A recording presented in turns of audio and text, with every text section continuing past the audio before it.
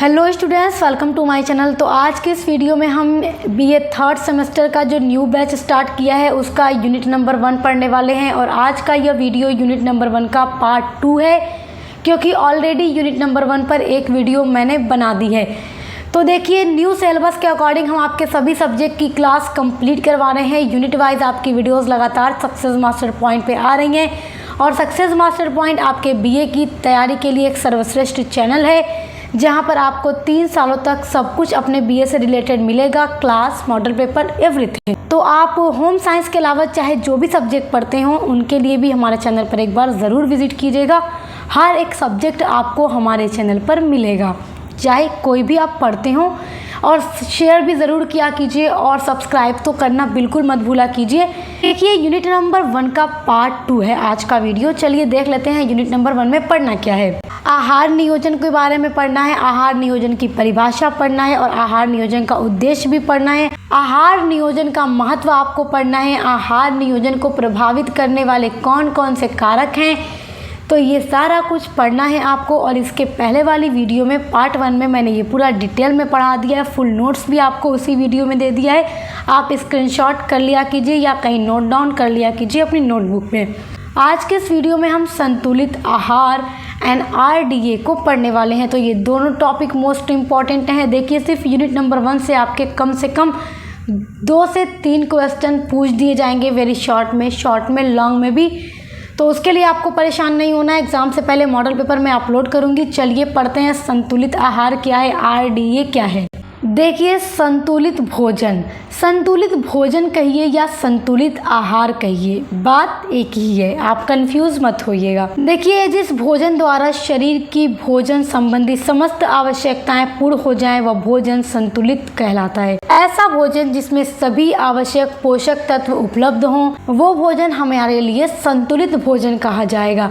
अगर कोई आप ऐसा भोजन खाते हैं जिसमें उपलब्ध पोषक तत्व ऐसे नहीं हैं जो आपके शरीर के लिए आवश्यक हैं, तो वो आपके लिए संतुलित भोजन नहीं होगा, यानी अच्छा भोजन नहीं माना जाएगा। आप बहुत ज़्यादा चटपटी चीज़ें खाएं, स्नैक्स वगैरह खाएं जो बहुत ज़्यादा चटपटी हैं, मसालेदार हैं, वो आपके लिए संतुलित भोजन नहीं होगा। टेस्टी तो खूब होगा मगर संतुलित नहीं होगा। संतुलित भोजन वो होता है जिसमें सभी प्रकार की आवश्यक तत्व जो हमारे शरीर के लिए ज़रूरी हैं वो उपलब्ध हों। शरीर को भोजन की आवश्यकता उसकी वृद्धि, तंतुओं के निर्माण, टूट फूट की मरम्मत आदि शारीरिक कार्यों हेतु आवश्यक ऊर्जा प्राप्त करने तथा रोगों से बचने के लिए होती है। हमारे लिए भोजन बहुत आवश्यक है। हमारे बॉडी के अंदर जो भी ऊतक टूटते फूटते हैं उनका निर्माण करता है, हमारे शरीर को रोगों से लड़ने की क्षमता प्रदान करता है, तंतुओं का निर्माण करता है, हमारे शरीर की वृद्धि करता है, प्लस कार्य करने के लिए हमें ऊर्जा भी भोजन ही प्रदान करता है।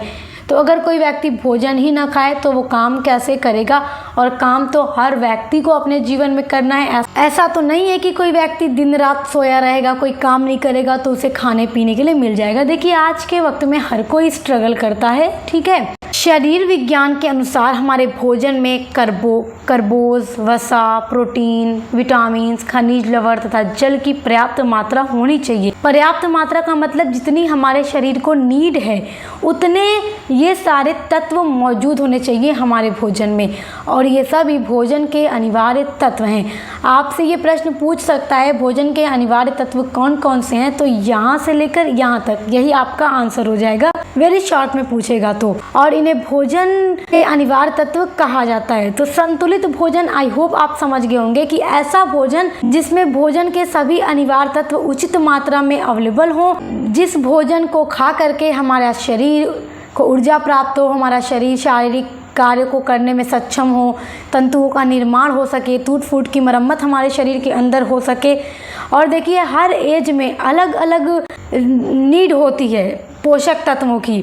छोटे बच्चों को कितना पोषक तत्व चाहिए, बड़ों को कितना चाहिए, कार्य करने वाले व्यक्ति को कितना चाहिए, महिला को कितना चाहिए, प्रौढ़ावस्था में कितना चाहिए। तो ये RDA जो होता है वो आपको ये सारी चीज़ें बताता है।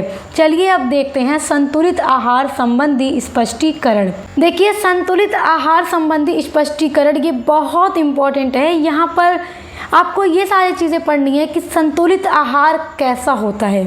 तो पहला आपका हेडिंग है, क्या भरपेट भोजन ही संतुलित भोजन है? तो ज़रूरी नहीं है कि आप भरपेट खाना खा लें तो वो एक संतुलित भोजन ही हो, ये कहना सत्य नहीं होगा।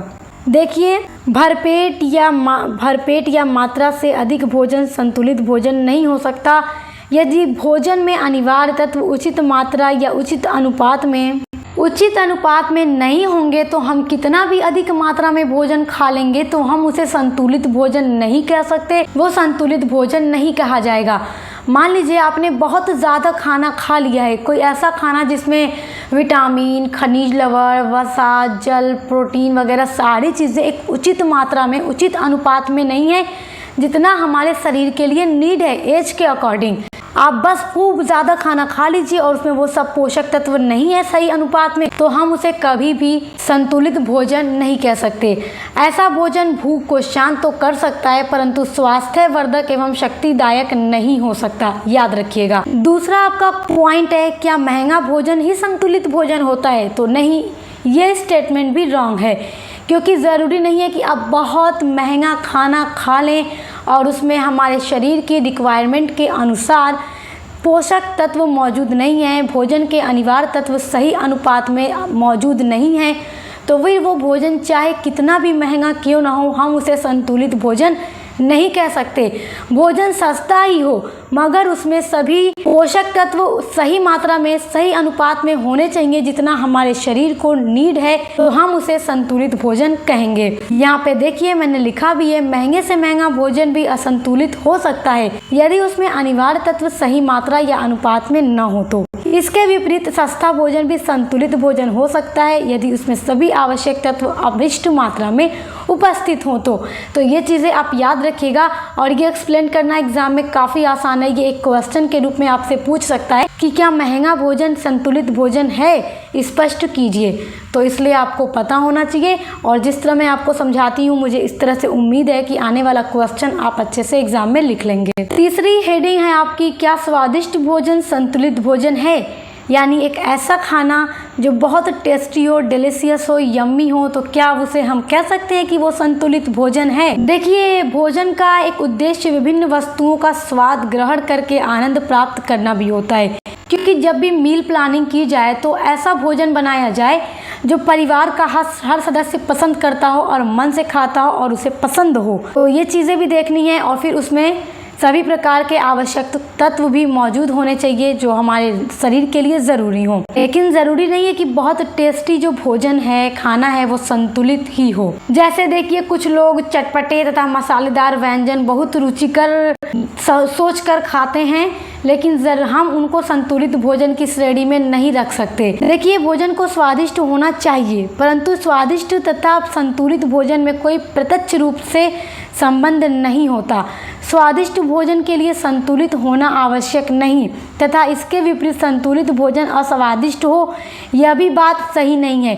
ऐसा नहीं है कि जो हम संतुलित भोजन खा रहे हैं वो अस्वादिष्ट होता है, टेस्टी नहीं होता। आप मज़े से मज़ेदार हरी सब्जियां बनाइए, मीट, मछली, ये सारी चीज़ें भी क्या है, टेस्टी ही होती हैं, जो हमारे लिए क्या है, संतुलित भी हैं और मज़ेदार भी हैं खाने में।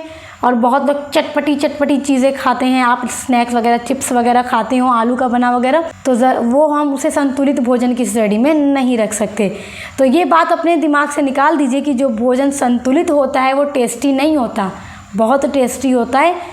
ये सारी चीज़ें अपने ख्याल से निकाल दीजिए। और यहाँ से एक क्वेश्चन तो ज़रूर आपका बनेगा, जो चीज़ें अभी मैंने आपको पढ़ाई हैं। चलिए आइए अब आगे पढ़ते हैं संतुलित भोजन के निर्धारक कारक। देखिए, ये बहुत इंपॉर्टेंट है और एग्जाम में पूछता है कि संतुलित भोजन के निर्धारक कारकों का वर्णन कीजिए। तो यहाँ पर महत्वपूर्ण मैं 4 कारक आपको बताने वाली हूँ, बहुत ध्यान से समझिएगा, एक एक पॉइंट को अच्छे से एक्सप्लेन करके समझाऊंगी।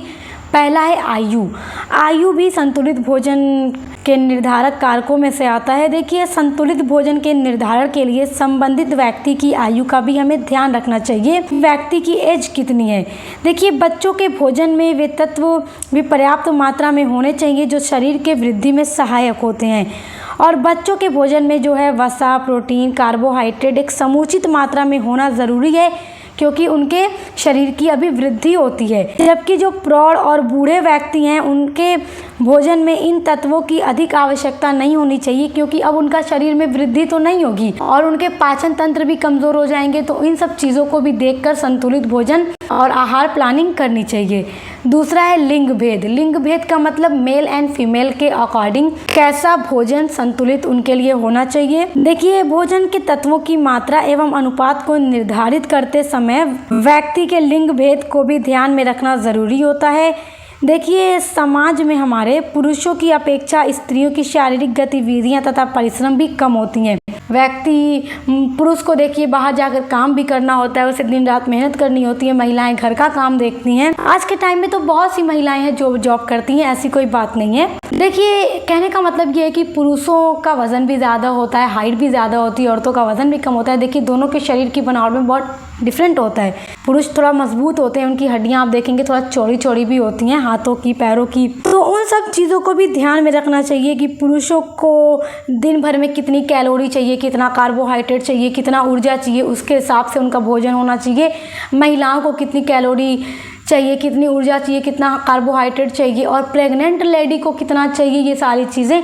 तो इन सब चीज़ों को देखकर ही भोजन का नियोजन किया जाता है।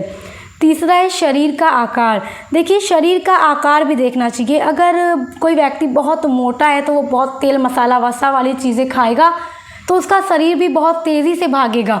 तो उसे ऐसा भोजन करना चाहिए जो उसके शरीर को और मोटापे को कंट्रोल करे और उसका शरीर ना भागे, पेट ना निकले।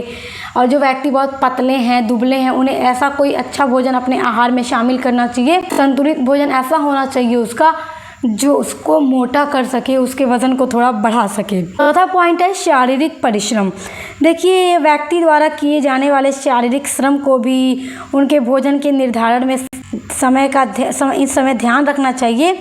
शारीरिक श्रम करने से शरीर की ऊर्जा तथा ऊष्मा निरंतर व्यय होती रहती है। कोई व्यक्ति ऐसा है जो डेली ऑफिस जाता है, काम करता है, बिजनेस करता है, या कोई ऐसा व्यक्ति जो दिन रात बाहर निकलकर अपनी आजीविका कमाता है, देखिए उसमें बहुत ज़्यादा ऊर्जा की खपत होती है, शरीर थक जाता है। तो उसे ऐसे भोजन चाहिए जिससे उसको ज़्यादा ऊर्जा मिल सके, जिससे वो उसको कार्य को करने में आसानी हो सके। वो थक जाएगा, उसको ऊर्जा, उसको कार्बोहाइड्रेट की ज़रूरत होती है। और इसके विपरीत जो लोग अधिक शारीरिक श्रम नहीं करते हैं और तथा मानसिक कार्यों में व्यस्त रहते हैं, तो उनके भोजन में कार्बोहाइड्रेट की सामान्य मात्रा ही पर्याप्त होती है। मानसिक कार्य का मतलब देखिए, ऑफिस में बैठ के जो काम करते हैं लैपटॉप, कंप्यूटर वगैरह पे, तो उनका दिमाग का खर्चा होता है। तो उनके कामों में कार्बोहाइड्रेट की मात्रा सामान्य होनी चाहिए। और जो ऐसे समय शारीरिक श्रम करते हैं तो उनके भोजन में ऊर्जा, कार्बोहाइड्रेट की मात्रा अधिक होनी चाहिए। तो इन सब चीज़ों को भी ध्यान में रख के संतुलित भोजन का निर्धारण करना चाहिए। ये सारे महत्वपूर्ण कारक हैं जो इसको इफेक्ट करते हैं। आई होप आप इनको बहुत अच्छे से समझ गए होंगे। चलिए अब RDA के बारे में पढ़ते हैं। बहुत इंपॉर्टेंट ये टॉपिक है RDA आपका, ये एग्जाम में पूछता भी है। देखिए, RDA का फुल फॉर्म होता है रिकमेंडेड डाइटरी अलाउंस, जिसको हिंदी में अनुशंसित आहार भत्ते कहा जाता है। देखिए, अब आप सोच रहे होंगे ये RDA है क्या चीज। तो ये एक तरह का चार्ट होता है। कैसा चार्ट होता है ये भी सुन लीजिए और समझ लीजिए, क्योंकि इम्पोर्टेंट है आपके एग्जाम के लिए। देखिए, बच्चों के लिए, बड़ों के लिए, बूढ़ों के लिए, या फिर प्रेग्नेंट लेडी के लिए, काम करने वाले व्यक्ति के लिए, जो शारीरिक श्रम करते हैं या जो मानसिक श्रम करते हैं, हर प्रकार के व्यक्ति के लिए, अलग अलग एज के लोगों के लिए, उनके भोजन में कितना प्रोटीन होना चाहिए, कितना कार्बोहाइड्रेट होना चाहिए, कितनी वसा होनी चाहिए, कितने मात्रा में ऊर्जा होनी चाहिए, कितने मात्रा में फाइबर होना चाहिए, कितने मात्रा में विटामिन होना चाहिए, वो सारी चीजें ये चार्ट हमें बताता है। कौन सा चार्ट? RDA। इसमें सब कुछ लिखा होता है कि एक शैशवावस्था के बच्चे के लिए क्या चीज़ें सबसे ज़रूरी हैं, कौन सी चीज़ें उसको कितनी देनी है और कितने उसको ऊर्जा, कार्बोहाइड्रेट, प्रोटीन की मात्रा देनी है, कौन सा भोजन में वो चीज़ें पूर्णतः मिल जाएंगी, तो वो लिखा होता है। बाल्यावस्था में, किशोरावस्था में, बूढ़े में, वृद्धावस्था में इतना क्या चीज़ें लेना है, कौन सा पोषक तत्व कितनी मात्रा में लेना है, सारी चीज़ें इसमें लिखी होती हैं। वही एक चार्ट होता है जिसको RDA कहा जाता है, जिसका फुल फॉर्म है रिकमेंडेड डाइटरी अलाउंस, जो आपको बताता है कि आपको किस चीज़ की नीड है, किस एज में, किस तरह के टाइम में अगर आप मानसिक श्रम कर रहे हैं, मानसिक श्रम का मतलब आप ऑफिस में जॉब करते हैं, आपका लैपटॉप कंप्यूटर पे बैठ के दिमाग लगाने वाला काम है, तो आपको कितने मात्रा में कार्बोहाइड्रेट लेना है, वसा लेनी है, ऊर्जा लेना है। शारीरिक श्रम यानी जो अपने बॉडी के हेल्प से काम करते हैं और आजीविका कमाते हैं अपनी, तो उनको प्रोटीन कार्बोहाइड्रेट कितना लेना है, तो ये सब कुछ RDA यानी ये चार्ट बताता है। तो अब समझ गए होंगे आप ये RDA है क्या। चलिए अब देख लेते हैं एक बार इसको। RDA ये बताता है कि एक स्वस्थ मनुष्य के लिए इतने मात्रा में ये चीज़ें लेनी चाहिए, तभी आप स्वस्थ रहेंगे। RDA ये सलाह देता है कि किसी व्यक्ति को स्वस्थ रहने के लिए कौन सी चीज़ कितनी मात्रा में लेना चाहिए, जो कि अभी मैंने आपको बताई।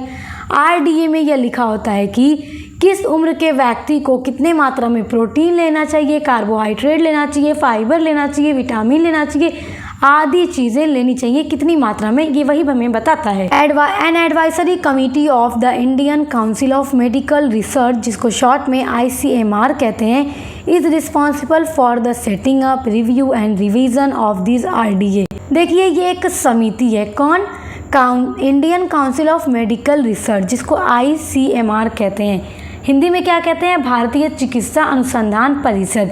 ये एक प्रकार की समिति है जो रिस्पॉन्सिबल है यानी जिम्मेदार है फॉर द सेटिंग अप, किसके लिए? RDA की सेटिंग करने के लिए, इसको बनाने के लिए, इसके रिव्यू के लिए और इसके रिवीजन के लिए, सारी चीज़ों के लिए, इसका संशोधन करने के लिए, मतलब सारा कुछ जो भी RDA में लिखना है, इसमें क्या बदलाव करना है, क्या चीज़ें कैसे करनी है, उस सारी चीज़ों की रिस्पॉन्सिबिलिटी किस पर होती है? ICMR पर होती है। देखिए सबसे पहला RDA 1943 में पब्लिश्ड हुआ था, ये बात आप याद रखिएगा, ये एग्जाम में ज़रूर पूछता है और जिनका ऑब्जेक्टिव टाइप क्वेश्चन होगा उनसे तो 100% पूछेगा। जिनका सब्जेक्टिव होता है वो तो खुद ही अपने आंसर में लिखेंगे जब RDA के बारे में पूछेगा, तो सबसे पहले यही चीज़ लिख दीजिएगा। देखिए RDA यह बताता है कि अगर आपको एक स्वस्थ व्यक्ति बनकर रहना है और आपके अंदर किसी भी प्रकार का कोई रोग ना हो, और स्वस्थ व्यक्ति कौन होगा? जो सामाजिक, मानसिक, नैतिक, शारीरिक और सांस्कृतिक रूप से स्वस्थ होगा, उसके अंदर कोई रोग नहीं होगा, उसी को हम क्या कहेंगे? स्वस्थ मनुष्य कहेंगे। तो अगर आपके अंदर भी कोई रोग ना हो, आप स्वस्थ मनुष्य बनकर रहना चाहते हैं, तो RDA आपको क्या बताता है कि आपकी जो एज है, आप महिला हैं या पुरुष हैं, आप जो काम करते हैं, आप मानसिक श्रम करते हैं या शारीरिक श्रम करते हैं, तो आपको एक दिन में अपने आहार में क्या क्या चीज़ें शामिल करनी है और उसमें कितनी मात्रा में प्रोटीन होगी, कितनी मात्रा में ऊर्जा होगी, कितनी मात्रा में कार्बोहाइड्रेट होगी, यानी सभी प्रकार के जो पोषक तत्व हैं वो आपके भोजन में कितना होना चाहिए, तो आप क्या रहेंगे? एकदम स्वस्थ रहेंगे, यानी सामाजिक, मानसिक, नैतिक, शारीरिक और सांस्कृतिक रूप से आप एकदम स्वस्थ रहेंगे, फिट रहेंगे, फाइन रहेंगे। स्वस्थ रहने के लिए मनुष्य को पोषक तत्व की आवश्यकता होती है, जैसा कि अभी मैंने आपको बताया। भोजन के जिन समूहों को हम अपने आहार में शामिल करते हैं उसमें फल, सब्जी, दूध, मांसाहारी आदि होते हैं। इन सभी में हमें आवश्यक पोषक तत्व मिलते हैं। तो RDA चार्ट यही बताता है कि एक व्यक्ति को स्वस्थ रहने के लिए प्रत्येक पोषक तत्व की कितनी मात्रा निर्धारित लेनी है, तो वो सारी चीज़ें इस RDA चार्ट में लिखी होती हैं। लगभग सभी लोगों में स्वास्थ्य के रखरखाव के लिए पर्याप्त पोषक तत्व की मात्रा ही क्या है? RDA है। और RDA में शैशवावस्था से लेकर वृद्धावस्था तक सारी उम्र के बारे में लिखा होता है। पोषक तत्व से रिलेटेड प्रेग्नेंट लेडी के बारे में भी लिखा होता है। स्तनपान कराने वाली महिला यानी जो बच्चे को दूध पिलाती है, तो उस महिला के बारे में भी लिखा होता है कि उसे अपने डेली रूटीन में, अपने आहार में क्या क्या चीज़ें शामिल करनी है जिससे उसे डेली जो रिक्वायरमेंट न्यूट्रिशन है उसको मिल सके, तो वही RDA चार्ट बताता है। आई होप अब आप RDA चार्ट के बारे में समझ गए होंगे और एग्जाम में आएगा तो आप अच्छे से लिख लेंगे। तो ये वीडियो यहीं पर ख़त्म होता है, तो आपका यूनिट नंबर 1 पूरा कंप्लीट हो गया। अब नेक्स्ट वीडियो से मिलेंगे हम आपके यूनिट नंबर 2 के साथ, और यूनिट नंबर जो 1 है आपका 2 वीडियो में पूरा कंप्लीट हुआ है। अदर सभी सब्जेक्ट की क्लास भी चैनल पे चल रही हैं, उनके लिए आप प्लेलिस्ट में चेक करके पढ़ना शुरू कर दीजिए। अब मिलते हैं नेक्स्ट वीडियो के साथ।